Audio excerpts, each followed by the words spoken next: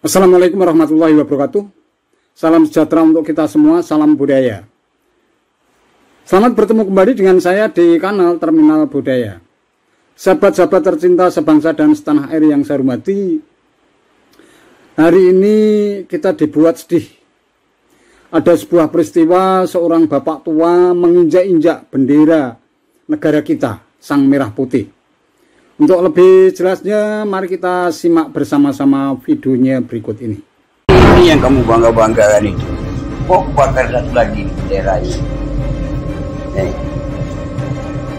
Nah, ini yang kamu bangga-banggakan. Ya nih, ini yang kamu bangga-banggakan. Nah, kau lihat nggak? Lihat baik-baik.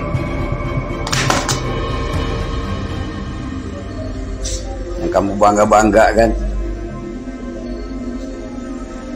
jadi kebanggaan kamu. Peristiwa Surabaya segala macam. Apa? Ini tong sampah.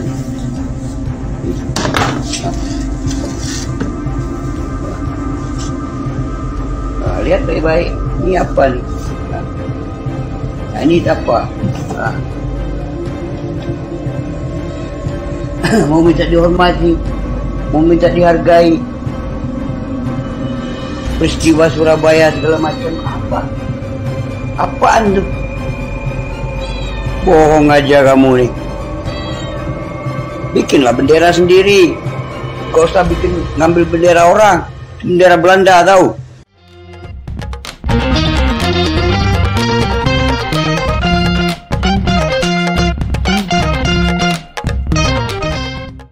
Ya, begitulah.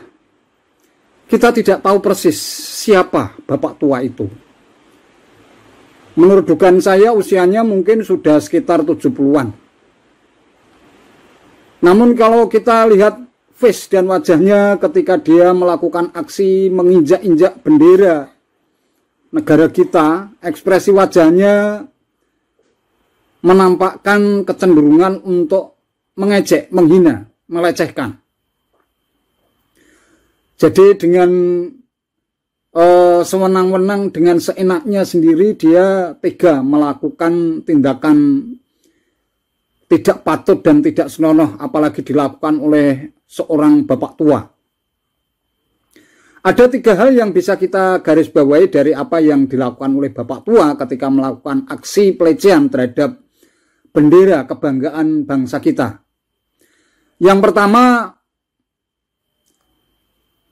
dia merasa tidak suka dengan bangsa kita yang memberikan kebanggaan terhadap bendera merah putih yang merupakan bendera kebangsaan kita bersama. Kemudian yang kedua, dia juga menyebut-nyebut peristiwa Surabaya. Ada apa dengan peristiwa Surabaya? Kaitannya dengan aksi pelecehan dan penghinaannya terhadap Sang Saka Merah Putih.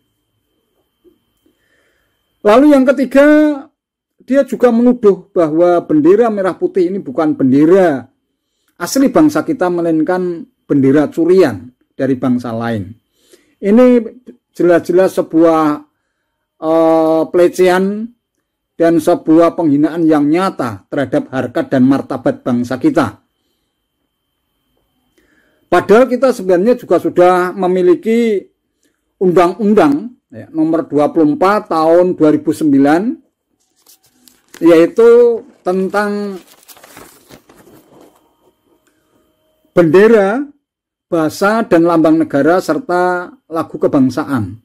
Ini yang perlu kita jadikan sebagai rujukan yang secara konstitusional sudah menjadi dasar hukum bahwa kita semua sebagai bangsa Indonesia harus benar-benar mampu memberikan penghormatan yang setinggi-tingginya kepada simbol negara. Salah satu diantaranya adalah Sang Saka Merah Putih. Kalau bapak tua tadi menyebut-nyebut dan mengait-ngaitkan sikapnya yang menginjak-injak bendera merah putih itu dengan peristiwa Surabaya, peristiwa Surabaya ini sudah berlangsung lebih kurang sekitar 77 tahun yang lalu. Dan itu kalau kita lihat pada buku sejarah itu kejadiannya pada tanggal 19 September tahun 1945 setelah Indonesia merdeka, dan saat itu memang tentara Belanda dengan amat sengaja memasang bendera merah putih biru di tengah-tengah kota Surabaya, jantung kota Surabaya, di depan Hotel Yamato.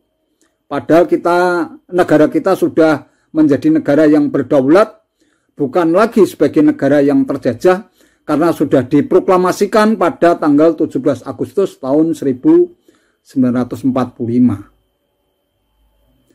Apakah Pak Tua itu menjadi pelaku sejarah tentang peristiwa Surabaya? Kita juga tidak tahu persis. Tetapi pernyataannya yang seolah-olah mengaitkan peristiwa Surabaya dengan peristiwa pencurian terhadap bendera negara ini yang membuat kita bertanya-tanya. Karena peristiwa pada tanggal 19 September tahun 1945 itu sebuah peristiwa heroik, kita berusaha untuk mempertahankan negara kita dan tidak boleh satupun negara yang mengibarkan bendera negaranya di negara kita yang sudah merdeka. Oleh karena itu, kita harus memberikan rasa hormat yang setinggi-tingginya kepada para pahlawan, lebih-lebih para pahlawan yang telah gugur demi Sang Saka Merah Putih harus mengorbankan nyawanya dengan merobek bendera biru, warna biru yang menjadi salah satu identitas penjajah Belanda pada saat itu. Jadi bendera merah putih biru yang menjadi bendera Belanda kemudian disobek warna birunya hingga yang berkibar di depan Hotel Yamato adalah Sang Saka Merah Putih. Ini sebuah kebanggaan yang luar biasa. Mengapa bisa disebut-sebut bahwa ini sebagai hasil curian? Bahkan kalau kita lihat sejarah pada sekitar abad ke-14, sekitar tahun 1400-an ketika Majapahit ini masih berdiri kokoh, ketika Gajah Mada menjadi Mahapatih, saat itu juga sudah menyebut-nyebut warna merah putih ini sebagai sebuah tekad, sebagai sumpah, sebagaimana tersurat dalam sumpahnya, Sumpah Hamukti Palapa yang sangat terkenal itu. Jadi merah putih yang melambangkan keberanian dan kesucian ini sebenarnya sudah menjadi sebuah catatan yang sangat bersejarah buat bangsa kita, sehingga tidak boleh ada pihak manapun yang mengatakan bahwa bendera merah putih ini merupakan bendera hasil curian dari bangsa lain. Oleh karena itu, demi mempertahankan identitas kebangsaan kita sekaligus untuk menunjukkan penghormatan dan penghargaan kita terhadap simbol negara, maka dari itu lahirlah Undang-Undang Nomor 24 tahun 2009 tentang bendera, bahasa, dan lambang negara serta lagu kebangsaan, yang tujuannya yang pertama adalah untuk memperkuat persatuan dan kesatuan bangsa dan negara kesatuan Republik Indonesia. Tujuan yang kedua adalah untuk menjaga kehormatan yang menunjukkan kedaulatan bangsa dan negara kesatuan Republik Indonesia. Kemudian yang ketiga, menciptakan ketertiban, kepastian dan standarisasi penggunaan bendera, bahasa dan lambang negara serta lagu kebangsaan.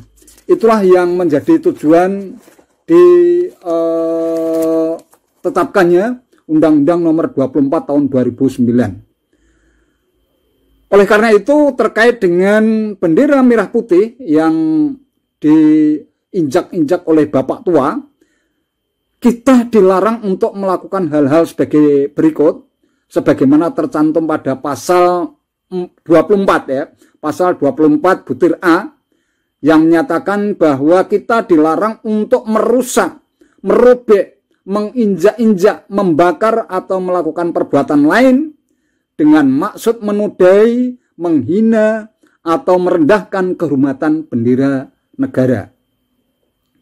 Jelas itu merupakan larangan, dan apabila itu dilakukan jelas sudah melakukan pelanggaran, dan itu sudah termasuk tindakan pidana, sehingga aparat keamanan dengan sendirinya perlu bertindak tanpa harus ada aduan karena ini merupakan tindakan pidana.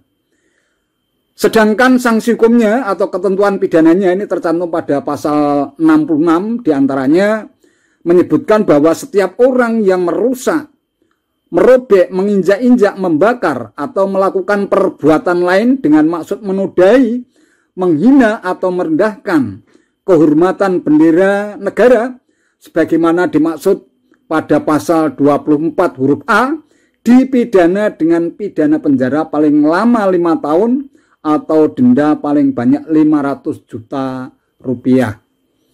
Terlepas apapun motif dan penyebab yang membuat Pak Tua itu tega melakukan penghinaan dengan menginjak-injak bendera kebanggaan bangsa kita, ini jelas merupakan tindak pidana yang tidak bisa diampuni dan ini merupakan perbuatan melawan hukum yang harus ditindak dengan tegas.